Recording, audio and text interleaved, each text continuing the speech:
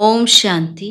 21 मई 2026 के ईश्वरीय महावाक्य पहले सुनते हैं मुरली के मुख्य पॉइंट्स।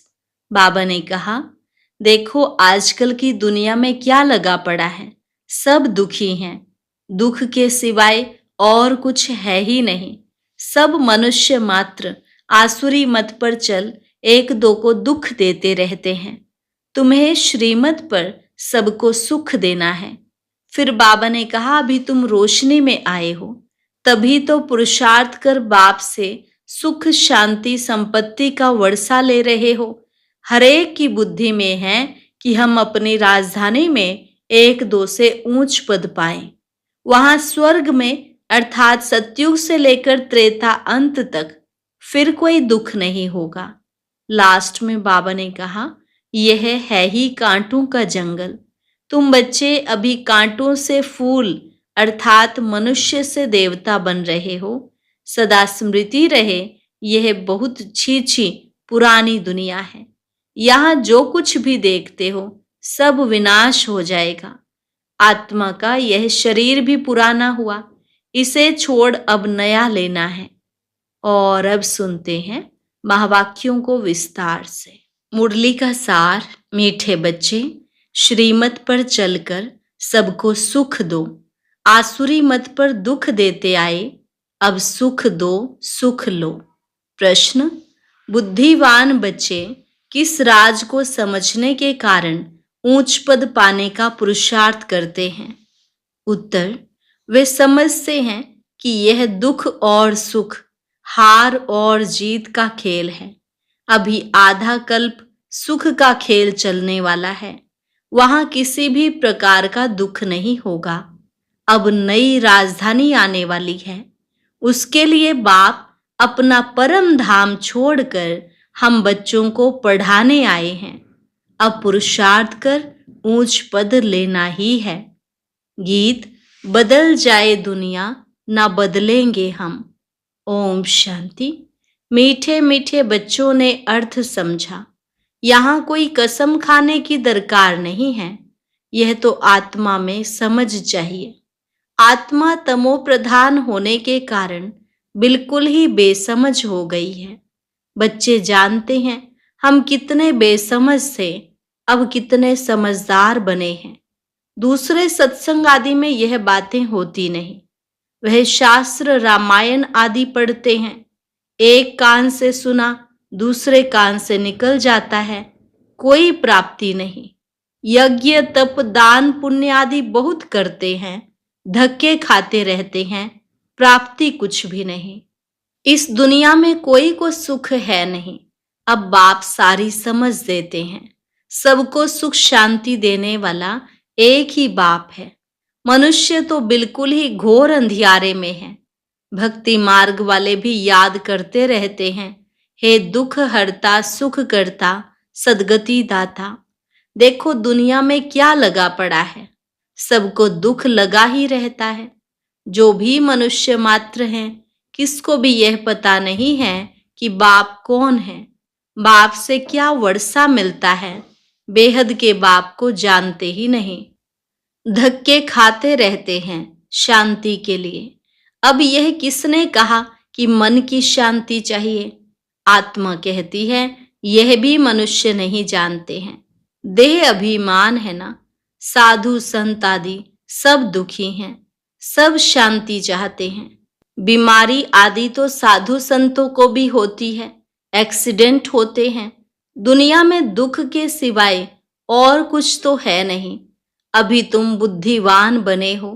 बाप ने समझाया है, ड्रामा के अंदर नई दुनिया और पुरानी दुनिया, सुख और दुख का खेल बना हुआ है।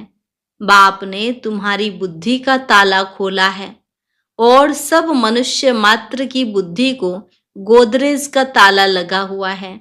बिल्कुल ही तमो प्रधान बुद्धि है। तुम बच्चे नंबरवार पुरुषार्थ अनुसार जानते हो, बरोबर बेहद का बाप मिला है। वह हमको सृष्टि के आदि मध्य अंत का राज सुनाते हैं कि यह खेल कैसे बना हुआ है। जब सुख होता है तब दुख का नाम नहीं होता। तुम बच्चों की बुद्धि में है कि हम बाप से सुख शांति संपत्ति का वर्षा ले रहे हैं। सतयुग से लेकर त्रेतांत तक कोई दुख नहीं होगा। अब तुम रोशनी में हो, तुम पुरुषार्थ कर रहे हो अपनी राजधानी में एक दो से ऊंच पद पाए। यह स्कूल है बेहद का बाप पढ़ाते हैं। तुम जानते हो वह हमारा मोस्ट बिलवेड बाप है, जिसकी महिमा अपरंपार है। वह ऊंच ते ऊंच बाप श्रीमत देते हैं। बाकी सब मनुष्य मात्र आसुरी मत पर एक दो को दुख ही देते हैं। तुम्हें श्रीमत पर सबको सुख देना है। इस ड्रामा में हम एक्टर्स हैं, यह कोई भी नहीं जानते। तुम बच्चे अब समझते हो, इस ड्रामा में भारतवासियों का ही ऑलराउंड पार्ट है। आगे तो तुम कुछ भी नहीं जानते थे। अब तो मूल वतन से लेकर सूक्ष्म वतन, स्थूल वतन, सबको तुम जान गए हो। तुमको सच्चा ज्ञान है। परमपिता परमात्मा हमको इन द्वारा पढ़ा रहे हैं। बाबा हमको त्रिलोक का सारा ज्ञान दे रहे हैं। यह है ही कांटों का जंगल। बच्चे जानते हैं, अभी हम कांटों से फूल अर्थात मनुष्य से देवता बनते हैं। यहाँ तो छोटे बड़े सब दुख देते हैं। गर्भ में माता को बच्चे दुख देते हैं। यह बहुत ही छीछी पुरानी दुनिया है। इस सृष्टि चक्र को कोई भी नहीं जानते हैं। हम कहाँ से आए, कितने जन्म लिए, फिर कहाँ जाना है, कुछ भी नहीं जानते। बेहद का बाप अर्थात सब सीताओं का एक राम वह निराकार है। तुम सभी सीताएं हो। बाप है ब्राइड ग्रूम। एक साजन की सब सजनियां भक्तियां हैं। जो भी सीताएं हैं सब रावण की जेल में फंस शोक वाटिका में आ गई है। सारी दुनिया के सब मनुष्य मात्र एक भगवान को याद करते हैं। भक्तों का रक्षक भगवान को कहा जाता है। तुम सब अभी ब्रह्मा मुख वंशावली ब्राह्मण बने हो। ब्राह्मण जानते हैं हमको शिव बाबा पढ़ा रहे हैं। बाबा से वर्षा जरूर मिलता है। शिव बाबा है स्वर्ग का रचयिता। स्वर्ग कहो अथवा दैवी राजधानी कहो, यह स्वर्ग की राजधानी है ना। लक्ष्मी नारायण स्वर्ग के मालिक हैं। यह भी अभी तुम समझते हो। यहां जब सतयुग था तो लक्ष्मी नारायण का राज्य था। अभी है कलयुग। मनुष्य तो बेचारे घोर अंधियारे में होने के कारण कुछ नहीं जानते कि अभी कलयुग का अंत है। विनाश सामने खड़ा है। तुम सब सीताओं का सदगति दाता एक राम है। सीताएं सब दुर्गति में हैं, परंतु यह कोई समझते थोड़े ही हैं कि हम दुर्गति में हैं। अपने साहूकारी का ही नशा है। हमको इतने मकान हैं, इतना धन है, इतने महल हैं। किसको पता नहीं कि यह दुख की दुनिया अब बदलनी है। मौत सामने खड़ा है। सब मिट्टी में मिल जाना है। यह जो कुछ पुरानी दुनिया में देखते हो विनाश हो जाएगा। विनाश के लिए पूरी तैयारियां हो रही हैं। यह वही महाभारत लड़ाई है, वही गीता का भगवान है, परंतु बाप की बायोग्राफी में बच्चे का नाम डाल दिया है। अब शिव बाबा तुमको राजयोग सिखा रहे हैं। बड़े ते बड़ी भूल ही यह है जो भगवान का नाम गुम कर दिया है। तुम बच्चे जानते हो हमको कोई मनुष्य साधु संत आदि नहीं पढ़ाते हैं। शिव बाबा हमको पढ़ाते हैं। वह बाप भी है, टीचर भी है, सतगुरु भी है, सब कुछ है। यह तो नहीं भूलना चाहिए ना। बाप कहते हैं हमारे सब बच्चे हैं, परंतु सभी को थोड़े ही पढ़ाएंगे। बाप कहते हैं हम भारतवासियों को फिर से राजयोग सिखाने आए हैं। भारतवासी स्वर्गवासी थे, हीरे मिसल थे, अब कौड़ी मिसल बन पड़े हैं। घर में कितनी अशांति है। कहते हैं बाबा हमको क्रोध आता है, बच्चों को मारना पड़ता है, डर लगता है। हमने 5 विकार शिव बाबा को दान दे दिया है, फिर हम यह क्यों करते हैं। बाप समझाते हैं इस समय सभी पर 5 विकारों का ग्रहण लगा हुआ है। देह अभिमान का भूत आने से फिर सब भूत लग जाते हैं। अब बाप कहते हैं देही अभिमानी बनो। अभी तुमको समझ मिली है। सतयुग में भी हम आत्म अभिमानी थे। समझते हैं आत्मा का यह शरीर अब पुराना हुआ है, आयु पूरी हुई है, इसलिए यह शरीर छोड़ अब नया लेना है। सर्प का मिसाल, सर्प की एक खाल पुरानी होती है तो फिर दूसरी नई ले लेते हैं। यह दृष्टांत है सतयुग के लिए। वहां तुम ऐसे शरीर छोड़ते हो, दुख की कोई बात नहीं रहती। यहाँ कितना दुख है, रोना पीटना आदि रहता है। अब तुम बच्चे जानते हो यह पुरानी खाल है, यहाँ कोई नई खाल नहीं मिलनी है। यह अंतिम पुरानी जूती है। अभी तुम उनसे तंग हो गए हो। वहां तो खुशी से एक शरीर छोड़ दूसरा लेते हैं। इन बातों को भी तुम समझते हो। यहाँ कितने नए आते हैं, समझते थोड़े ही हैं। 2-4 रोज यहाँ से समझ कर जाते हैं, फिर भूल जाते हैं। हाँ, अच्छी रीति सुना, खुशी हुई तो प्रजा में आ जाएंगे। प्रजा भी तो ढेर बनती है ना। यह है ईश्वर का दर अथवा घर। तुम ईश्वर के घर में बैठे हो। परम पिता अपना परम धाम छोड़ यहाँ साधारण तन में आकर बैठा है। वहां तो बाप के पास आत्माएं रहती हैं। यहाँ संगम पर बाबा खुद आया है पतितों को पावन बनाने। उनको शिव निराकार ही कहते हैं। निराकार बाबा को आत्माएं ओ गॉड फादर कह पुकारती हैं।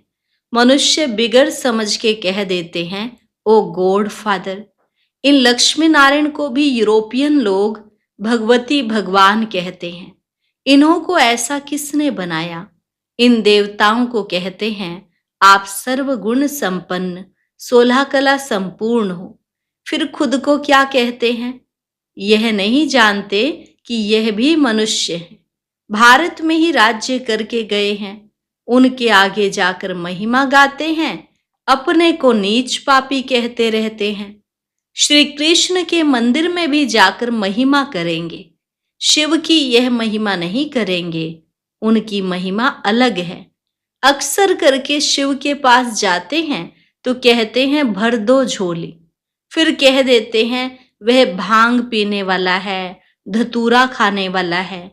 अरे वहां भांग धतूरा कहाँ से आई? कुछ भी समझ नहीं। मांगते रहते हैं पति चाहिए, यह चाहिए। दीपमाला पर भी लक्ष्मी का आह्वान करते हैं। वह है कौन, यह किसको भी पता नहीं। 8-10 भुजाएं कभी होती हैं क्या? यह चतुर्भुज रूप दिखाते हैं क्योंकि प्रवृत्ति मार्ग है। उनका नाम विष्णु रख दिया है।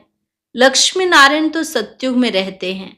मनुष्य को यह पता नहीं कि विष्णु के 2 रूप लक्ष्मी नारायण द्वारा पालना होती है। चित्रों में लक्ष्मी को 4 भुजाएं दे देते हैं। 4 भुजा वाले को बच्चा होगा तो उनकी भी 4 भुजा होनी चाहिए। कुछ भी समझते नहीं है। तुम अभी समझते हो। बाबा जब तक नहीं आए थे तो हम भी कुछ नहीं जानते थे।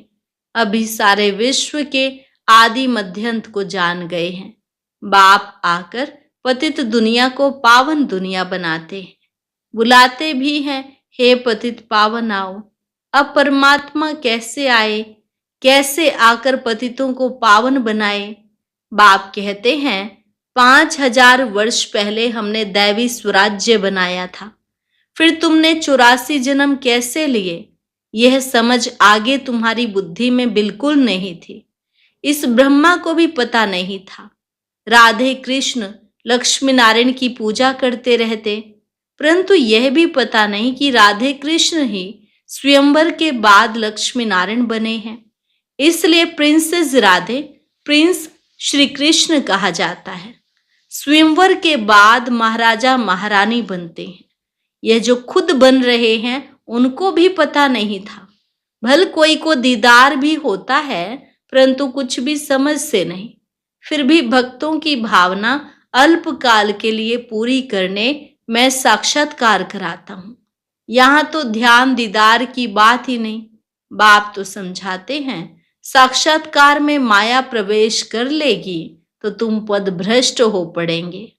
बहुत आकर कहते हैं हमको शिव बाबा का साक्षात्कार हो। अरे तुमको समझाया जाता है, फायर फ्लाई जुगनू कितना छोटा होता है, आंखों से देखा जाता है। आत्मा तो उससे भी छोटी बिंदी है। जैसे आत्मा है वैसे ही परमात्मा का रूप है। साक्षात्कार भी होगा तो उसी छोटी बिंदी का होगा। यह तो छोटी सी बिंदी है जो प्रकृति के बीच में रहती है। आत्मा का साक्षात्कार हो तो भी कुछ समझेंगे नहीं। तुम बच्चे जानते हो, अभी हम शिव बाबा की संतान हैं। सब ब्रह्मा कुमार कुमारियां शिव बाबा से वर्षा ले रहे हैं। हमारी एम ऑब्जेक्ट ही यह है। स्टूडेंट है ना, तुम कहते हो बाप से सहज राजयोग सीखने आए हैं। यह एम ऑब्जेक्ट है। यह बच्चों को भूलना नहीं चाहिए। भक्ति मार्ग में भक्त लोग देवताओं के चित्र साथ में रखते हैं। फिर तुमको यह त्रिमूर्ति का चित्र पॉकेट में रखना चाहिए। इस शिव बाबा द्वारा हम यह लक्ष्मी नारायण बन रहे हैं। अच्छा, मीठे मीठे सिकिलधे बच्चों प्रति मात पिता बाप दादा का याद प्यार और गुड मॉर्निंग। रूहानी बाप की रूहानी बच्चों को नमस्ते। रूहानी बच्चों की रूहानी बाप दादा को नमस्ते नमस्ते, गुड मॉर्निंग। शुक्रिया बाबा, शुक्रिया। धारणा के लिए मुख्य सार। पहली पॉइंट, शिव बाबा को विकारों का दान देकर फिर कभी वापस नहीं लेना है। देह अभिमान के भूत से बचना है। इस भूत से सब भूत आ जाते हैं, इसलिए आत्म अभिमानी बनने का अभ्यास करना है। दूसरी पॉइंट, ध्यान दीदार की आश नहीं रखनी है। एम ऑब्जेक्ट को सामने रख पुरुषार्थ करना है। श्रीमत पर सबको सुख देना है। वरदान, करावनहार की स्मृति से सेवा में सदा निर्माण का कार्य करने वाले कर्म योगी भव। करावनहार की स्मृति से सेवा में सदा निर्माण का कार्य करने वाले कर्म योगी भव। कोई भी कर्म योगी की स्टेज में परिवर्तन करो। सिर्फ करने वाले नहीं, लेकिन कर्म योगी हैं। कर्म अर्थात व्यवहार और योग अर्थात परमार्थ, दोनों का बैलेंस हो। शरीर निर्वाह के पीछे आत्मा का निर्वाह भूल न जाए। जो भी कर्म करो वे ईश्वरीय सेवा अर्थ हो। इसके लिए सेवाओं में निमित्त मात्र का मंत्र व करनहार की स्मृति का संकल्प सदा याद रहे। करावनहार भूले नहीं तो सेवा में निर्माण ही निर्माण करते रहेंगे। स्लोगन, सेवा व संबंध संपर्क में विघ्न पड़ने का कारण है पुराने संस्कार। उन संस्कारों से वैराग्य हो। सेवा व संबंध संपर्क में विघ्न पड़ने का कारण है पुराने संस्कार।